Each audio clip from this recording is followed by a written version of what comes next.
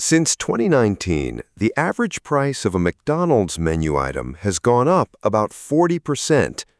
The average new car now rolls off the lot at just under $50,000, which used to be the price of a car and the garage you kept it in.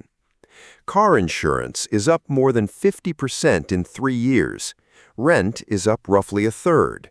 Eggs have had, let's call it, an eventful decade. And yet, officially, everything is fine. The government's inflation number says prices are rising about 3% a year, which is the statistical equivalent of your doctor looking directly at the bones sticking out of your leg and writing down mild discomfort. So somebody's lying, right? Either your receipt is lying or the Bureau of Labor Statistics is.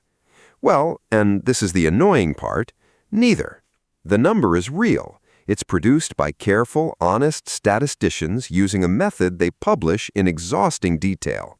It's just measuring something that is not quite your life. And every place where it isn't your life is a design choice, a choice that happens to be worth a lot of money to some very specific people. So let's look at how the number actually gets made, what quietly fell out of the basket, and why every percentage point it reads low is somebody else's raise.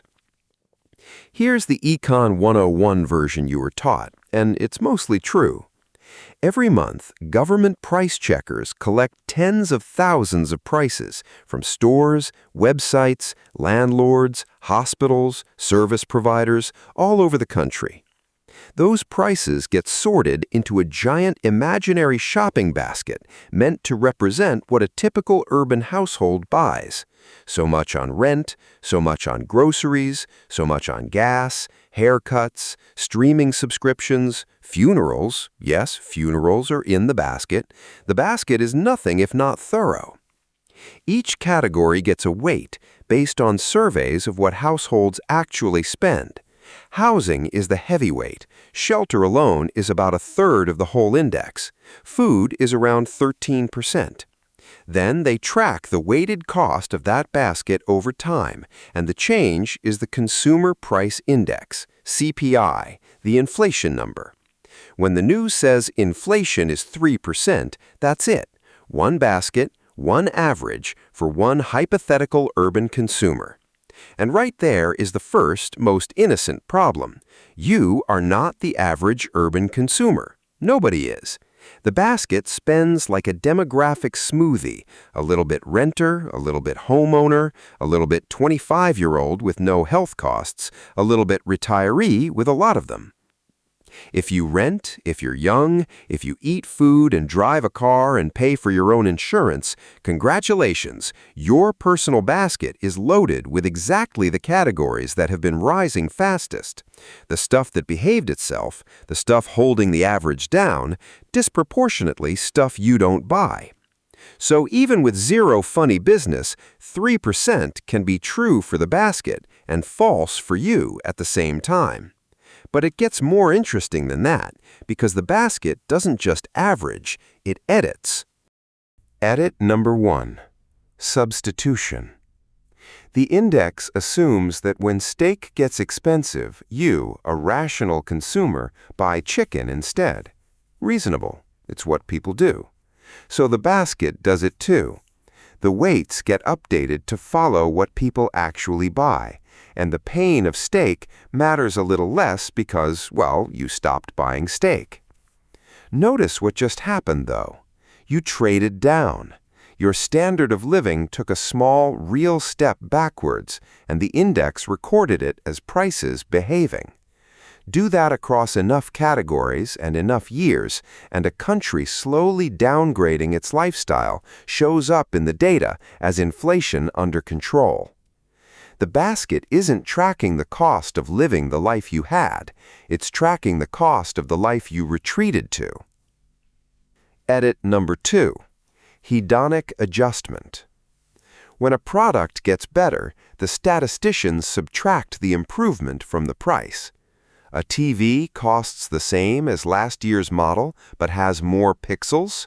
Officially, TVs got cheaper, even though the number on the shelf didn't move, and you can't buy the worst TV anymore because they stopped making it. To be fair, this cuts both ways in theory. Products that get worse are supposed to register as price increases. In practice, quality is easy to measure when it's transistors, and very hard to measure when it's a 15-minute hold time, a self-checkout doing the cashier's job, or an airline seat designed by someone who hates you. Guess which kind of quality change the index is better at catching. Your gadgets improving is deflation. Your services quietly degrading is ambience. Edit number 3. The big one. The rent nobody pays. Remember how shelter is about a third of the index? Here's how the owner's part is measured. The Bureau asks, in effect, if you rented your own house from yourself, what would you charge?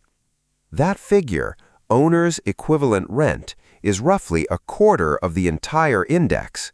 A quarter of the inflation number is a rent that no human being actually pays, estimated from surveys, and it trails the real rental market by something like a year.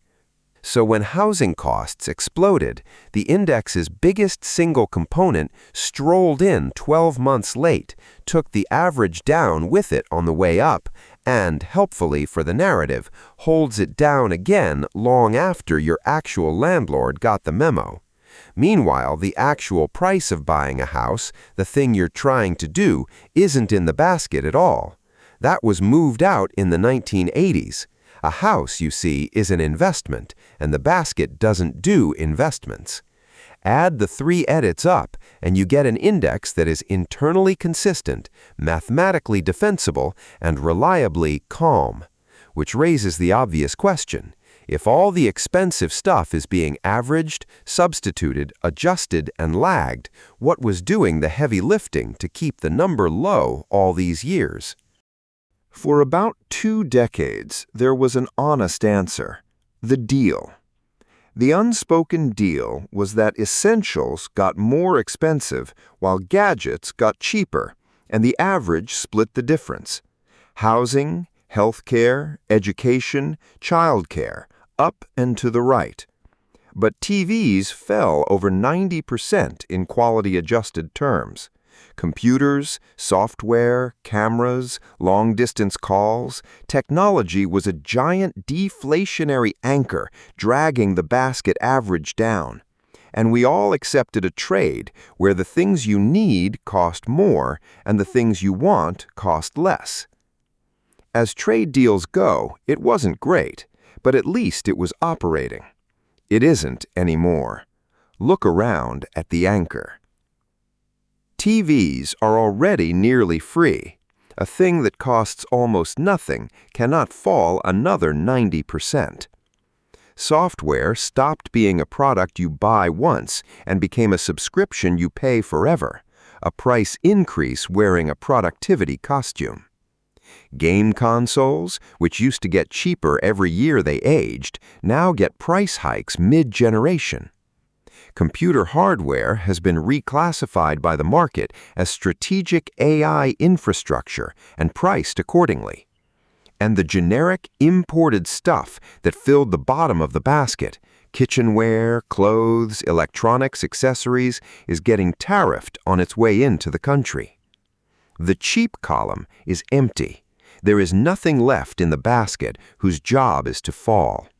Which means the polite, technical, methodologically sound machine that kept the average calm is now averaging up against up, and even the official number is straining to stay boring.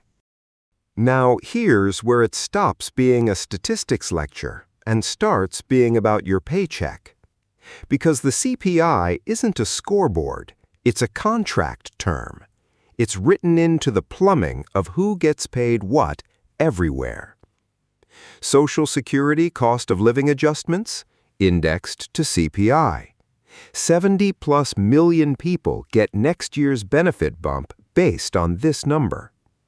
If the index reads 0.5% low, every retiree in the country just took a 0.5% pay cut that nobody voted on and no one announced. Your raise? If you got 3% this year, your employer almost certainly benchmarked it to inflation. The number said 3, so 3 felt fair, even if your basket ran at 6. The gap is invisible, annual, and compounding. Union contracts, disability benefits, veterans benefits, food assistance, the poverty line itself, indexed.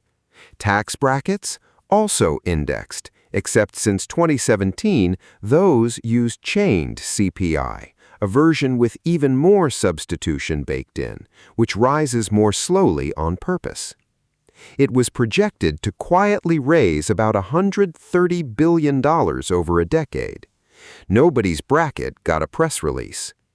And the Federal Reserve, the institution whose literal job description is keep inflation at 2%, doesn't even target CPI. It targets a different index, PCE, which weights housing less and typically runs cooler.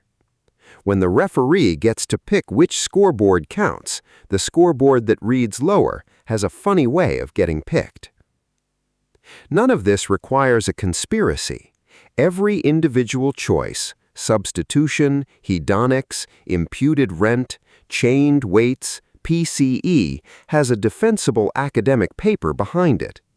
But notice the pattern. Nearly every judgment call, every modernization, every methodological refinement of the last 40 years happened to move the official number in the same direction, down. And every institution making those calls is also, coincidentally, a payer on contracts indexed to the result. When every error bar leans the same way, at some point it stops being an error and starts being a lean. So, is inflation only 3%? Sure, for the basket.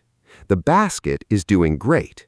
The basket substituted its steak, enjoys its imputed rent, and is watching an enormous, hedonically adjusted, basically free television.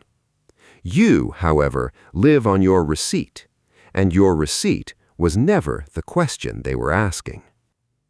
Next time, we'll look at what happens when the same trick runs in reverse, the numbers that get to read high when it pays.